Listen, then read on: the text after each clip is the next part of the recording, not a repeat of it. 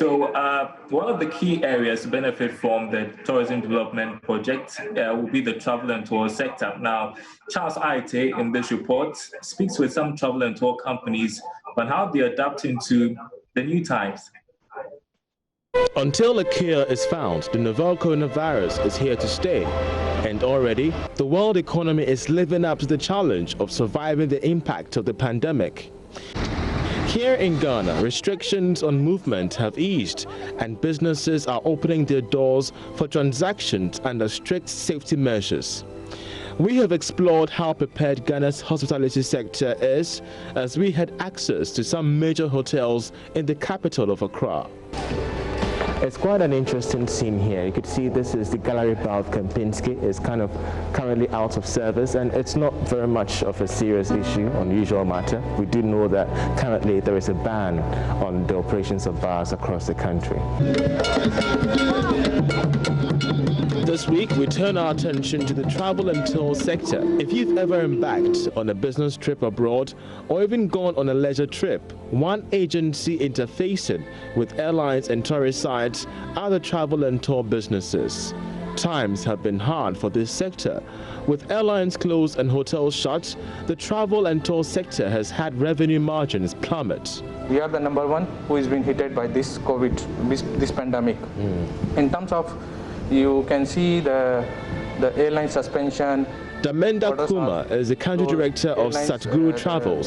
Innovation, getting ahead of competition to fish out the demand for the future of travel, is his priority at the moment. We know the way we are doing the business, it will not be the same. It will take a little time to come to us on the same position we were holding before, and we are going to focus in some areas like medical tourism and some other business opportunity. In terms of corporate, we are going to look into it. And what about leisure travels? Because we do know that leisure travels are being limited to an extent across various countries in the world. Currently, the US is really putting restrictions on specific visas, under the Trump administration. How are you adjusting to all these reforms? If we look at the point of leisure trip, I believe so. Leisure trip is going to be a challenge for us, because leisure trip it comes with an economic package also, and this pandemic has seriously cut off some salaries of staffs and the people's savings. They were not having. Some people have lost their job. So when we look at this leisure trip, it's going to be a very hard for us to gain that business, because it's a totally it's going to be a complete package. This is what you see at various travel and tour agencies in Ghana. With empty offices being the new normal, managers like Kuma are taking everything online. We arrange some online training for our staff. When it comes to tourism, we arrange some destination trips, tours, like for Dubai, Canada, America, UAE, and so many different countries for our tourism staff. Regarding the management, we arrange digital marketing, how to do online marketing, and some type of presentations we arrange for our staff. What's going to be the future of your company in terms of the travel and tours industry? Because investors and even that of researchers are helping us understand that the face of tourism in the world, not just Ghana, is going to change now that COVID-19 has set in, so that those who do not innovate are going to die off. What's going to be the strategy for your company moving forward? As I mentioned, we are a worldwide company, and we have our strategy on this one. We know the way we are doing the business, it will not be the same. It will take a little time to come to us on the same position we were holding before, and we are going to focus in some areas like medical tourism and some other business opportunity. In terms of corporate, we are going to look at. Adansi Travels is one of the popular travel agencies in Ghana, with hundreds of trips organized for revelers. This year is no doubt a challenging one. I think it's more going to be technology driven. and because you want to reduce contacts with potential clients, you want to reduce contact with your staff, between your staff and somebody want to do business with you. So as a travel and tour agency, this is the time to plan and try to implement certain technologies like online booking, online payment system, and so that you'll be able to reach more people. And also we have to engage our partners. Gideon Asari, Managing Director for Adansi Travel, says his outfit got things running even when lockdown restrictions were in place. After 2 weeks of rest, around 4th April, we decided to come back and use the online platform to train ourselves so that we will still be relevant by the time the COVID is over. So since then, we've been doing staff training. Secondly, we also needed to engage our existing clients and prospective ones. So we've been doing a lot of client engagement. It will interest you to know that we sometimes cook with our client on Zoom platform. Oh, really? Yes, and we play music together, and we do get to know them a little bit more. On Tuesday, we do what you call personality chat with them on Zoom. Oh, wow. Yeah, so we have been engaging our clients, and talking to them, we also ask them how they intend to see travel, coming when COVID is, all the restrictions are released.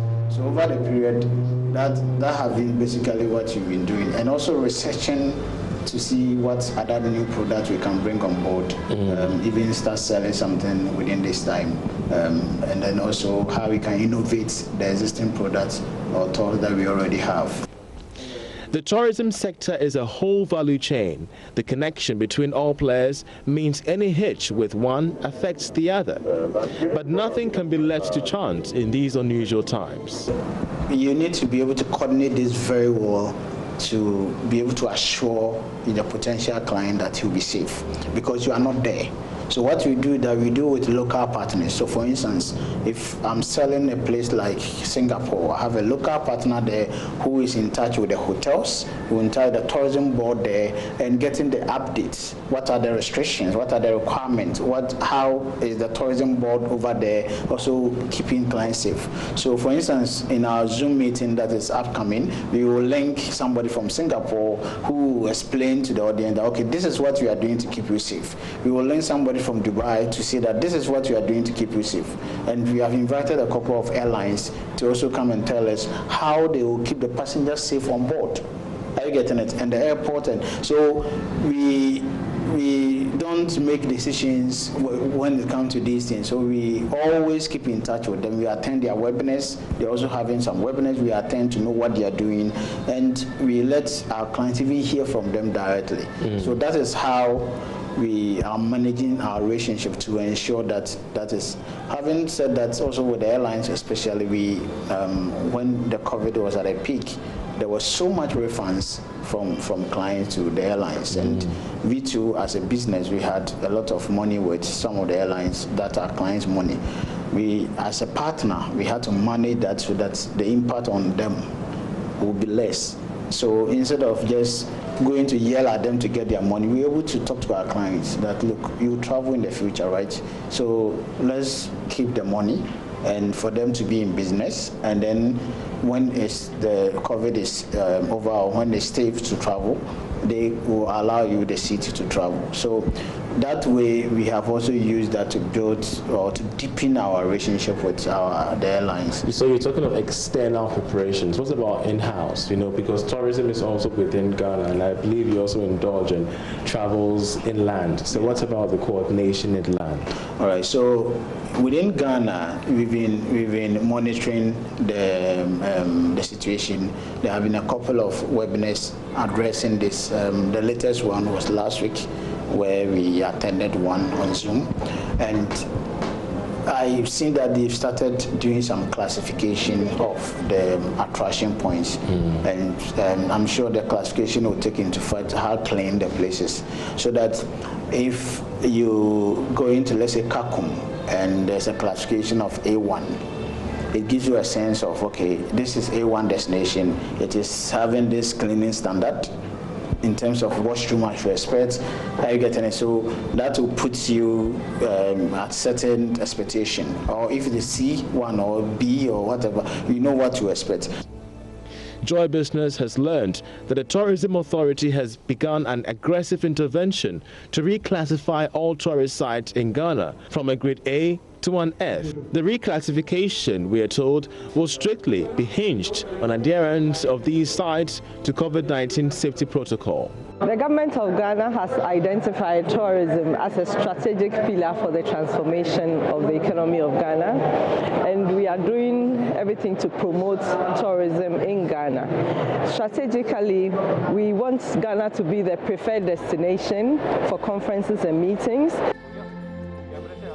The hospitality sector has made a strong case for governments to intervene with some monetary packages to cushion the struggling sector from the impact of the coronavirus. To this end, the World Bank is expected to provide a loan facility of up to $9 million to the Tourism Ministry as part of measures to sustain the industry. The face of international travel will never be the same again in these COVID-19 times. We're talking of the impacts on hotel reservation, holiday packages, airport assistance, and even that of visa assistance as well. The domestic and international airlines is really reeling in the wake of the COVID-19, and based on interactions we've had with the travel and tours industries, it's very much clear that you might not only be paying more for your travels in the future, but as well be experiencing a much tighter system in terms of COVID-19 protocol going forward. I'm Charles Aite for Joy Business.